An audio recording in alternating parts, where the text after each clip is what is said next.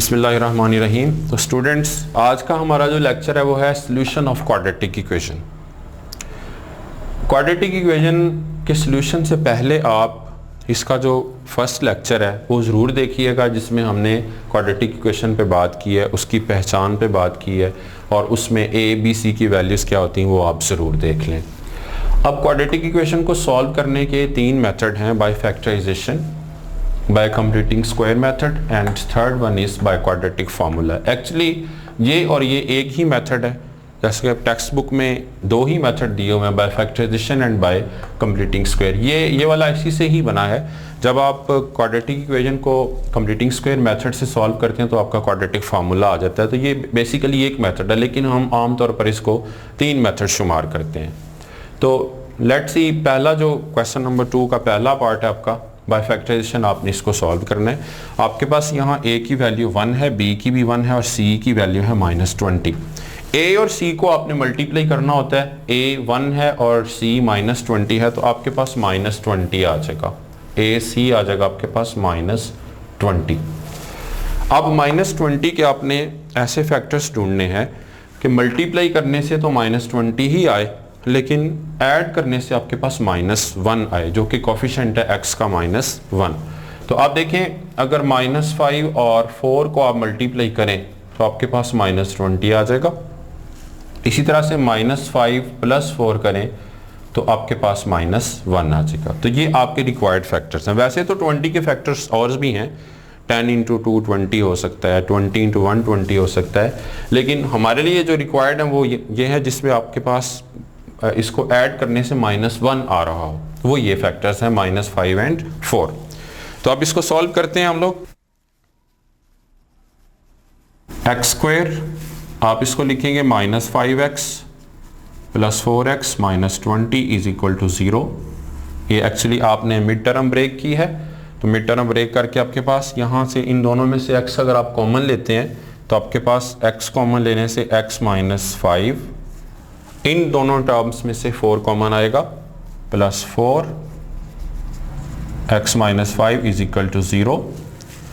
इन दोनों में से x - 5 कॉमन लें, हमारे पास आ जाएगा x - 5 × x + 4 = 0।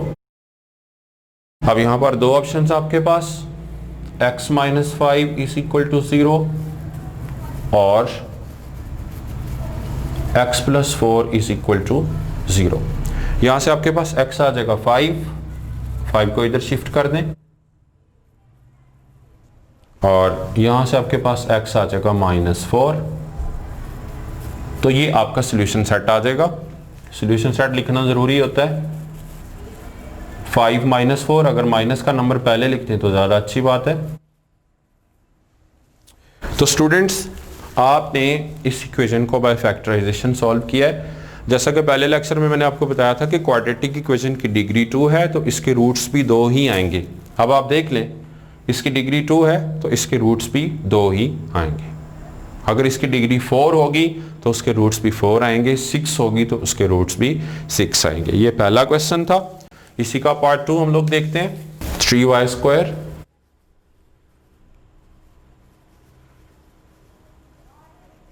अब यहां पर वेरिएबल y आ गया, कोई फर्क नहीं पड़ता x आ रहा हो y आ रहा हो, हमने उसका सॉल्यूशन फाइंड करना होता है। लेकिन जो मेथड वहां पर मेंशन किया गया हो वही मेथड यूज करना है। आपके तीनों मेथड से आंसर यही आएंगे। अगर इस इक्वेशन को आप सॉल्व करते हैं तीनों तरीकों से, आपके रूट्स तो सेम आएंगे, लेकिन आप मेथड वही यूज करेंगे जो वहां पर मेंशन होगा, अदरवाइज मार्क्स नहीं मिलेंगे।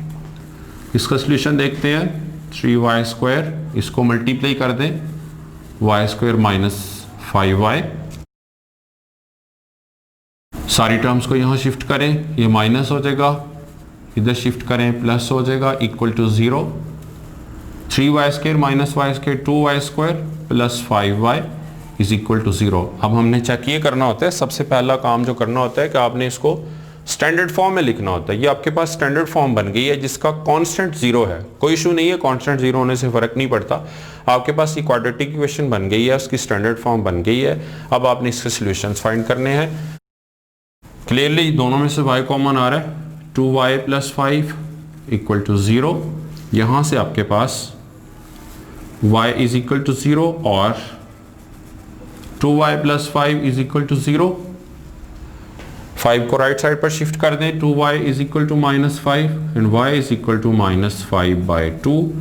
तो ये आपके पास इस क्वाड्रेटिक इक्वेशन के दो सॉल्यूशंस आ गए हैं, दो रूट्स आ गए हैं, 0 एंड -5/2।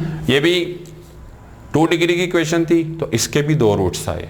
तो ये आपने क्वेश्चन नंबर 2 किया है जिसमें आपने क्वाड्रेटिक इक्वेशन को बाय फैक्टराइजेशन सॉल्व करना सीखा है। बाकी पार्ट्स बहुत इजी हैं, आप इन दोनों की हेल्प से उनको भी सॉल्व कर सकते हैं।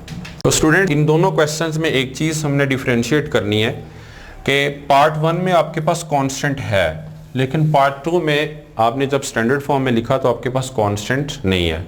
तो यहाँ से हमने एक रिजल्ट नोट किया है, वो ये कि अगर आपके पास कांस्टेंट टर्म होगी तो आपको मिड टर्म ब्रेक करने की ज़रूरत पड़ेगी।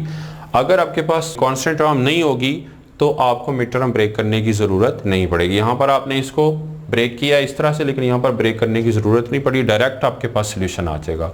तो ये दोनों क्वेश्चंस में आपने फ़र्क नोट करना है। और दूसरी इससे एक और चीज़ है, सम टाइम ये टर्म अगर नहीं होगी, जैसा कि ऑलरेडी मैंने आपको बताया था, मिड टर्म अगर होगी नहीं तो फिर आपके पास वो बन जाएगी प्योर क्वाड्रेटिक। फॉर एग्जांपल, इसकी मैं एग्जांपल लेता हूँ आपको। फॉर एग्जांपल x² - 16, ये भी तो एक क्वाड्रेटिक इक्वेशन है, लेकिन इसमें मिड टर्म नहीं है। तो जब मिड टर्म है ही नहीं तो इसमें भी ब्रेकिंग की ज़रूरत नहीं है, इसका सोल्यूशन भी आपके पास डायरेक्ट ही आ जाएगा। या आप इसको ऐसे लिख लें, x + 4 × x - 4, तो आपके पास 4 और -4 इसके दो सॉल्यूशंस आ जाएंगे। तो अब बताना ये था कि मिड टर्म ब्रेक करने की कहाँ ज़रूरत पड़ती है और कहाँ नहीं पड़ती।